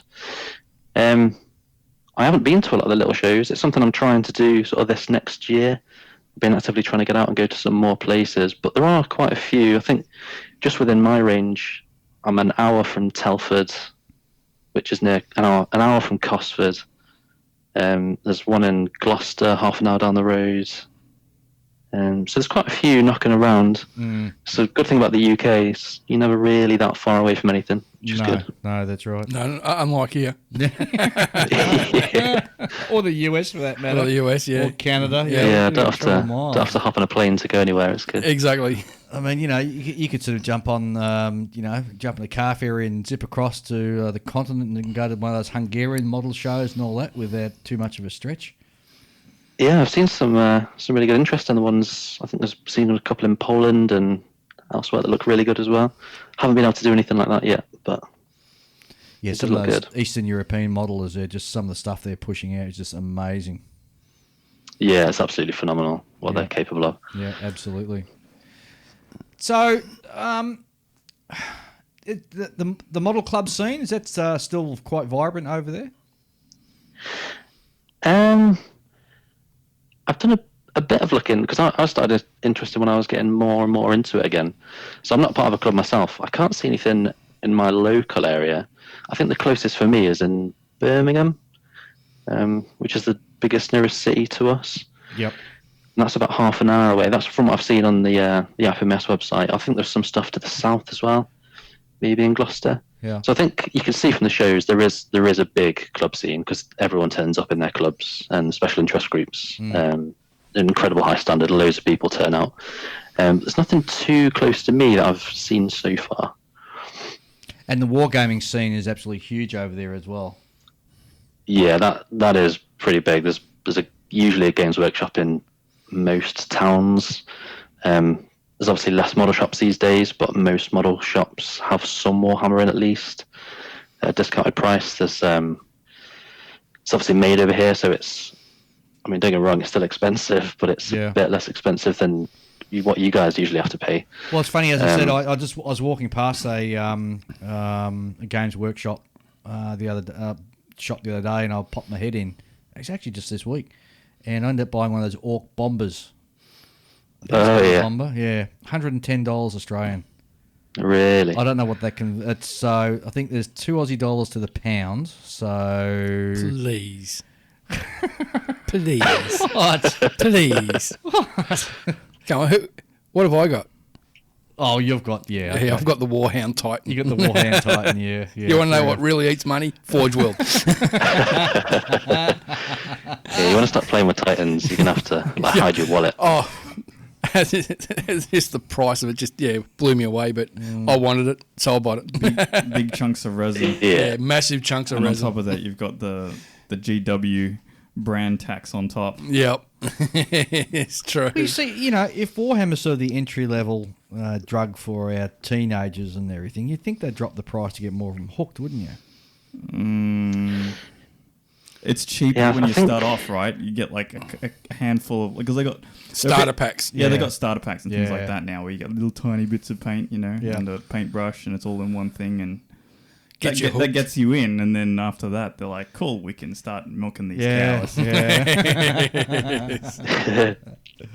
Have you been to their big Warhammer World? Warhammer World? Yes, I've been a few times. It's absolutely incredible. You got some big dioramas there, haven't they? Yeah, I can't remember what they've got a huge diorama at the end, which took them 6 months to build. Is that the Siege of Terror? So I remember seeing some photos. I remember seeing some photos that had there was like the Siege of Terror where the Chaos forces were knocking on the Emperor's front door. Yeah, I can't remember. It's got a couple of big Titans built in it. Yeah, it's huge. It is incredible. It's got literally thousands of models on there. Yeah. It's got a stairwell that goes around. So you come in on the first floor. Yep. And it's got a stairwell that goes down to the ground floor. So you basically walk all the way around it. But it's absolutely huge. They've got like different coloured lighting in there and music that's playing. And what's good is they keep that diorama updated as they release new models. Yep. So if they release a new Titan, you'll go a few months later and they'll have put a new Titan on there or a new tank or new figures, and so it's always sort of growing and developing. But the first time you go, you can literally spend the entire day just looking all of the different. It's just essentially an exhibition filled with glass cabinets, filled with models, incredible dioramas. And don't they also have like a little restaurant with a bar? Yeah, Bugman's Bar. So you can have a few ales and spend more money. Yeah, they've got Bugman's speciality beers in there, ales and stuff. The food's actually really good. They've got a Games Workshop store inside, as you'd expect, but they've also got the Forge World store. So you can pick up your resin bits there. Oh, God. Yeah. Don't ever let me in there. Don't ever let me in there. Well, what's good in there is they've got all the resin casts, all the models in their displays unpainted. So you can just see all the resin. Wow. Thousands and thousands of pounds of resin, including the big Titans, like the Warlord Titans and everything. Yes. So it's really good. Fantastic. They've also got a massive hall in there as well. So you essentially walk into the Games Workshop shop, and then in front of you've got like a big gaming hall, which is where they run their tournaments and they've done their Twitch live streams from. Yes. So it's all sort of one big room in front of you, surrounded by shops and the restaurant, and then you go off into the little exhibition area and realise that your painting techniques are actually terrible compared to what can be done. But there you go. Yeah, some of those golden demon winners are quite incredible with their paint jobs. Yeah, they're absolutely fantastic. Just sounds like a very expensive place to walk through the door, if you ask me. So as long as you don't buy anything, like you could have a meal before you go. How could you not be tempted to buy something? Just leave your wallet at home. Just leave it at home. You mentioned that they have a Twitch stream that they run the tournaments on and stuff. Yes. Do they also do like figure painting and all that sort of stuff on there as well? Or I don't know anything about it. They don't do like the hobby painting side on Twitch. Although what they do is they will run they will run like interviews with like model designers and authors from the Black Library, like books, everything like that. Okay. So they tend to do interviews and they cover tournaments, and sort of every week I think they run a couple of streams where they do live games. So they'll be broadcasting the games live as people are playing, and sort of they'll have commentators talking about the different rules and how people are playing and that kind of thing. It's usually the YouTube channel Warhammer TV. That's where they cover off all the hobby stuff. Yeah. So they do really detailed painting examples and demonstrations. Yeah. I've seen some of those. They're quite useful. Yeah, they're really good, and they're developing that as well. They've recently released the app, which allows you to like keep track of what paints you've got, what you need, projects like how to paint certain colours and all that sort of stuff. So they're really pushing forwards with that. I think in the last few years they've made a lot of progress, and they're getting bigger and bigger. Yeah, they've done really well. They've turned a corner. I know when I first got back into it, obviously we love the hobby, but me and my best mate, we tend to get a bit frustrated about it because they'd release like a box set of 3 tanks in it, but it'd be exactly the same price as you buying 3 individual tanks. Yes, no. So you're not saving any money. Yeah, it's just like hey, come buy our stuff and spend more money even though it probably costs them less because they're spending less on packaging. But it's one of those things. But these days they're actually, you can save a lot of money in box sets, and their sculpts are getting better and better. They've really improved their sort of community side of things, haven't they? Yeah, massively. Like, they're really open. Their advertisement campaigns have been really good, like teasing new products and stuff. They're really doing well now.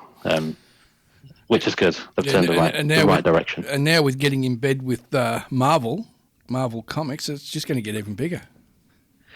Yeah, it's interesting that they've scoped into a lot of different areas. I've done comics and things, but so they're really to me that says that Marvel's owned by Disney.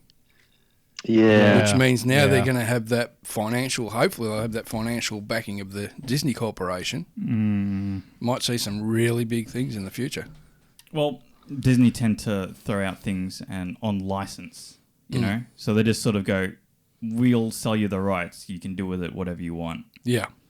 Right? And they don't care. It seems as long as they get money. Yeah, as long as they get their share of the money. Yeah, but the licensing rights aren't cheap. It's not like to give us a percentage of whatever kits you sell. It'll be like you pay us $1 million, so you can model this particular figure or whatever, and it's up to the company to try and make some money out of that. Yeah. So it's not sort of cheap stuff. Yeah. No. Well, isn't Games Workshop now in with Bandai? Oh, a little bit. Yeah, because they're releasing the big figure. The big Primus Space Marine figures. Yeah, that's which I may or may not have pre-ordered. Oh! So you're the one person who bought it. So did you order the Smurfs or another faction? I think they've only done the Smurfs. They've only done the Smurfs. For starters, yeah. I think they did the little. Is it the pop figures, the little ones? Yes, yeah, I've seen those. Yes. They did quite a few of those. But I think for this one, they've done it's like 9,000. They've done it in a weird way. They've done it almost like a Kickstarter, where they've said we're selling 9,000 of them. Put your order in, and then you'll get it like second quarter next year. Yeah. So I imagine they're gauging how popular it's going to be, which I imagine it's going to be pretty popular. I reckon it will. It caters more to the display side of things, doesn't it? Yeah, it comes with a few weapons, and you can articulate it in all sorts of different ways, and it's just a cool shelf item they've never really done before. Well, also, Games Workshop have a crossover with Lord of the Rings, because they did like a whole Lord of the Rings version. That's right. Well. Yes. Yeah. Many fingers and many pies. Yes. Smart business. Yeah. Smart business. Well, you've got to keep, innovating and improving. If you just stay in the one spot, you'll, just wither on the vine and die off. So, congratulations to them. They're sort of forward thinking and diversifying their interests. Yeah. But and diversifying their interests to the modelling community. Yeah, but also like they're very they've got the various staff members who talk to the public. That make the YouTube videos, all that sort of stuff, make announcements. There's a lot of transparency that goes on. Yeah, they're deeply engaged with their customer base. Yeah, absolutely. You see a lot of that with we had Lincoln on, and he's sort of like an ambassador for the SDK. Yeah. Said what SD was it? MAK or whatever. MAK, yes. Machine Krieger stuff. Yeah. And it's good to see that. If only we could get similar sort of things out of our hobby companies, like Tamiya, Trumpeter, yeah. Airfix. The most you'll see is sort of like Facebook and their presence on there. You'll see Meng have a pretty active Facebook group. So does Eduard.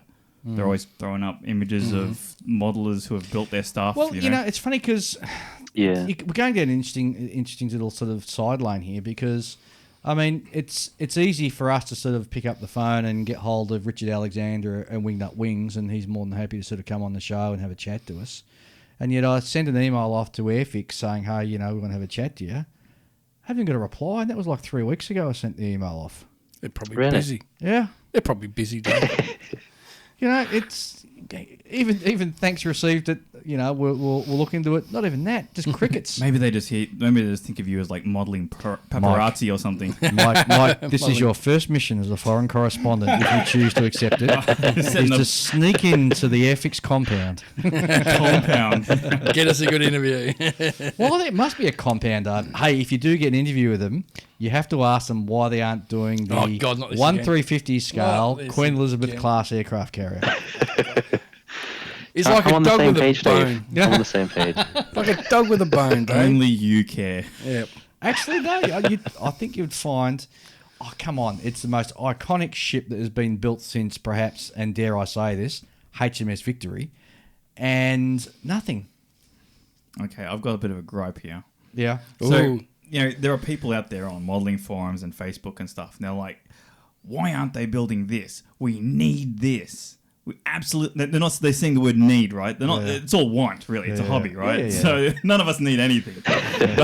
but they'll say they need this, right? Yeah. And you know what it'll be? It'll be the most esoteric, hidden away in the darkest corner of, like, modelling subjects kind of thing, Oh, like a fairly flycatcher. Yeah, I don't know what that is. See, that sounds perfect. But the thing is, though, the Queen Elizabeth aircraft carrier is not an obscure thing. It is the most trumpeted, excuse the word pun, trumpeted ship that has been built in living memory that I can think of to come out of UK shipyards. Okay. Yeah, definitely. Would you agree with that, Mike?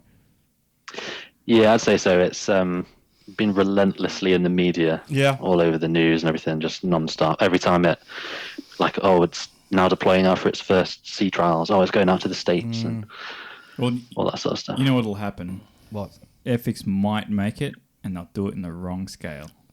1/700 scale. Don't you dare tease me no. like that. 1/400 scale. Don't you guys dare tease me like that. Just to get on Dave's nerves. Oh, they're getting up on me. You can laugh because Ian, because you're a 1/350 scale. Yeah, but scale. all my stuff's all Second World War. Yeah, true. I don't do modern You don't do the military. modern stuff No. like I do. And remember, Airfix aren't above doing those weirdo scales. They're still releasing, reboxing all their old tanks that are in 32 scale. Yeah. Another Yeah, no, I don't get why they're doing that. No, nor do we. They're like, I see the same tanks that I was looking at as like an 8-year-old, and they're coming out again. Yeah. It's like, I guess they're little quick wins, aren't they? Yeah, because I saw something on Facebook the other day. Someone bought themselves a new Spitfire 72 scale Mark V, new boxing from Airfix. Open the package. What's embossed on the inside of the fuselage? 1974. Jesus, 40 years ago. 40 years No, ago. more than that, 42. And all they've done is put a new box and new decals. Well, look, I mean, Hey, Hasegawa does the same. Yeah, but it harks back to what we were talking about with Will Patterson last episode. I mean, the mold's paid for itself, and they're just printing money now, basically. Yeah, exactly. Yeah. But see, at the other end of the spectrum, you've got Tamiya, who have built a new tool Spitfire Mark 1. Yes. They didn't need to. They already had a pretty decent one. Yeah. The same with the Sheridan that you recently bought and built. Although having a look, it's interesting because I bought the old Sheridan and comparing the two, there's no comparison. The new one is just hands down just brilliant in comparison to the old one. Oh, yeah. So you can really see the old one showing its age. Yeah, but they've got much older tanks in their lineup. Oh, yeah, for sure. Yet they decided to do that one. I mean, I'm sure they did their research and what have you. I don't quite see the logic. I mean, not like I can with the Spitfire. I mean, you bring out a new tool Spitfire, everyone will foam at the mouth. Yeah. The only thing they could do better is like bring out a new tool Mustang, But Edward's doing that. Yeah, Edward beat him to the Edward's punch. beating everyone to the punch with the Mustang. Yeah, I know. It's weird. Mind you, the new Airfix 48 scale Hurricane is meant to be a really nice kit.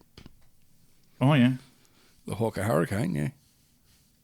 Okay. And hopefully it's not like the Hasegawa one where they put the bottom wing join right where the fabric is. Oh, jeez. Okay. Yeah, that's a lot of fun trying to fix that up. Yeah. Thanks, Hasegawa. Yeah, I think a lot of the new Airfix stuff is actually, I think we've touched on it before, but the new stuff is actually really good. It is. I've got a few of the new kits and I'm really impressed. Well, I think in fairness, when they have re-released their old things, they usually keep the old artwork and put it in like a classic box. Yep. So you're buying an old kit. It's not. Yeah. You don't try to buy a new kit and not, like say you get a 40-year-old mold. But like I'm building a Mark 19 at the moment, which I think was a 2013 build. Yeah, I think that's. And that's actually like the really nicely defined panel lines and nice detail and all that kind of stuff. So. Oh, you touched on something that I found interesting. So, you know how like you could buy a kit and then get the old tool boxing instead of the new tool one, right? Is there obviously a good way to prevent that would be to look in the box, but do they let you look in the boxes at hobby shops where you are? Because I've done that. I've taken a kit up to the counter. I look interested. Like, I look like I'm about to buy it. I'm like, do you mind if I have a look inside before I buy it? And they'll open it up for me. Right? They usually do, in fairness. I think it's usually, as you'll know, the nature of the beast.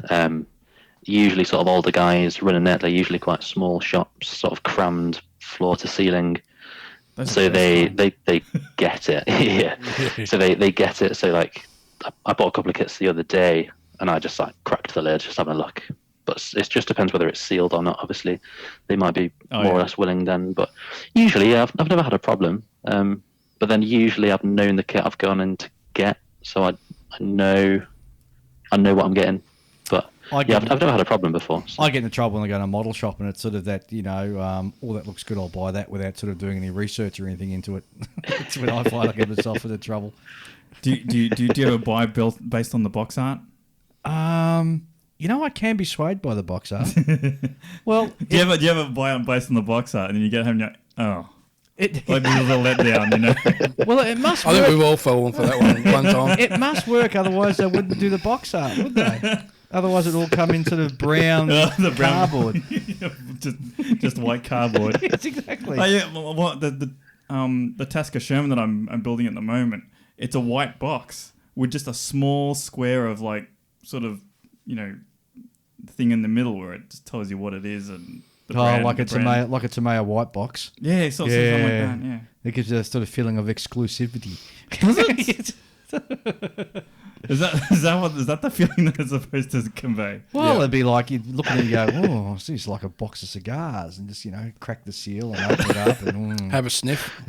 You always got to have a sniff when you open the box. Oh yeah, that new kit smell. See, the equivalent of that, I reckon, is the 50th anniversary or whatever it is. Tamiya Faisal Storch that comes with that sleeve that runs over the top of the box. Yeah, I've got one of them. Yep. Yeah. Oh, okay. That was classy. Yeah, because it's just got it's all black. Yeah.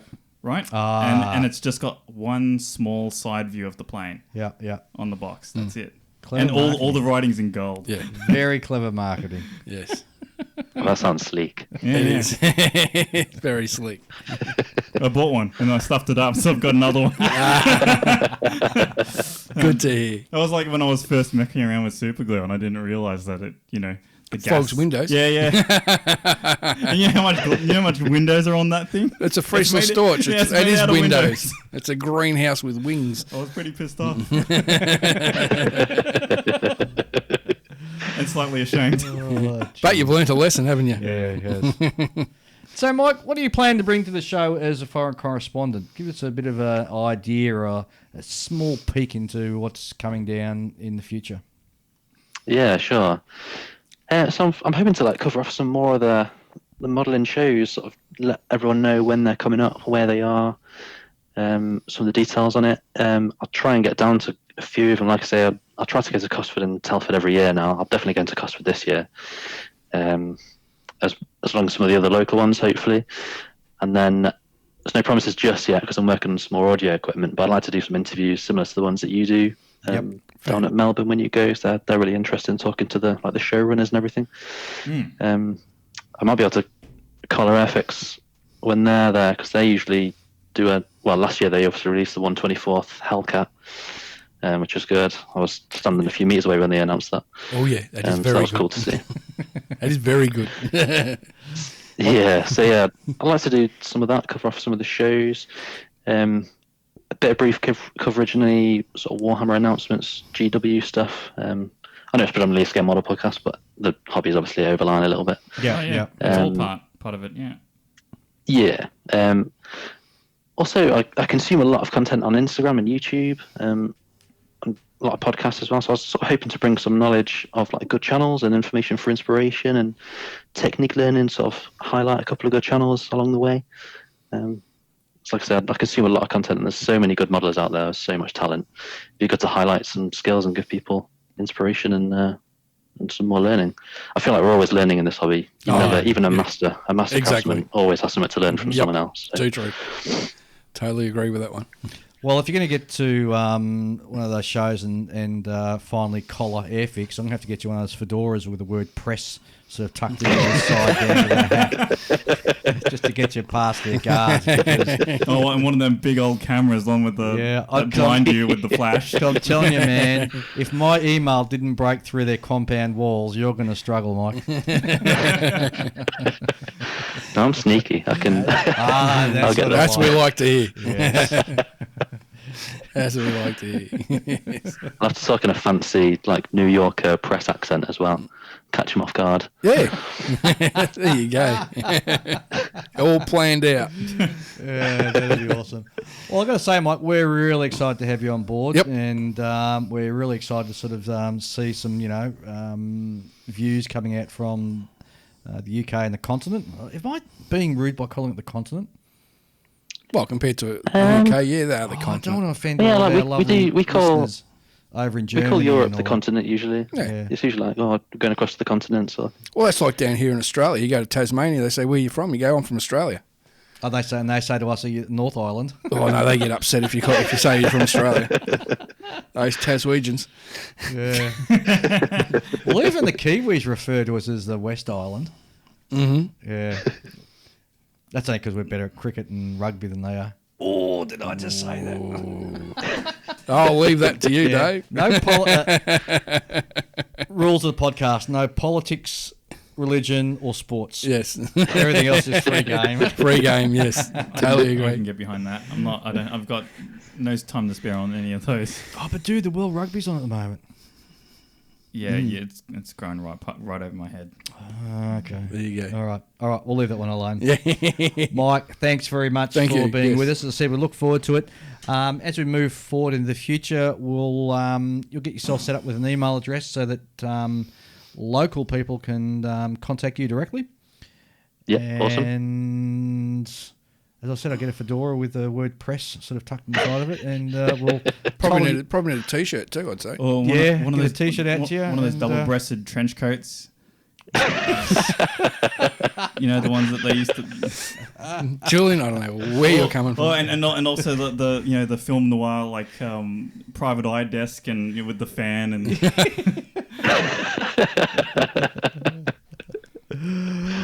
All right, Mike. Thanks very much for being with us, mate. And, thanks, Mike. We'll catch up with you soon. No problem. Thanks for letting us get involved. No, what a pleasure. So that was a really great interview with Mike. And it was, yeah. Looking forward to chatting more with him. Oh, it's going to be really exciting having somebody reporting from the other side of the world. Yeah, we just need someone to do it for the States. I reckon we wrote Will into that. Will Patterson. You do realise Will just spat his coffee all over his computer just as you said that, He's didn't probably roaring in laughter. He's probably got better things to do. I don't think he's got much more to do. he's got not more. He's a pretty prolific modeller. He is, yes. Well, that's what we need out of a modelling correspondent, isn't it? Someone in the know. Oh, I guess. Just got to encourage him to travel a bit more and go to some model shows over there. You going to sponsor him, Dave? Step out from behind his keyboard and get out on the road. He lives in the middle of nowhere. Yeah, he lives out in the desert region or New Mexico or somewhere like that, or Arizona or something. Yeah, if I was a modeler and I lived in the middle of nowhere like that, I'd take one step outdoors, I'd squint while looking at the sun and go, yeah, I think I'll go home. No, you jump on your Harley and just off you go. Yeah. Get a bit of white line fever. Just motor along. That's it. Oh, dear. So true. All right, guys, time to sign off from Ian. Photo Etch is your friend. Julian. Yeah, see ya. Mr. All right, Excitement. guys, thanks very much for being with us, and we'll catch you in a fortnight. Adios, amigos. Bye-bye. Well, we hope you enjoyed that episode, and it was great to hear from Mike. My apologies again for just clipping the first couple of minutes of that interview off. Even after all these years of doing this, I still get it wrong. But hey, that's all the fun of podcasting. And speaking of podcasting, if you still want to get your modelling goodness mix in, don't forget to listen to our very good friends over in Canada, Stuart and Anthony, with their podcast, the Scale Model Podcast. Great couple of guys, have a great show over there, so please do go over and check them out. And of course, if you want to keep in touch with us, don't forget to send us an email to onthebench64@gmail.com. And of course, you can get in contact with us on our Facebook page. Just type in On The Bench, and that'll take you straight through to our Facebook page. We'd love to see you there. A lot of the benches post pictures of their kits that they're building, a lot of fun comments, and also gives you a bit of an idea what's coming up in future shows as well. So that's all from this episode, and I'll catch you in a fortnight.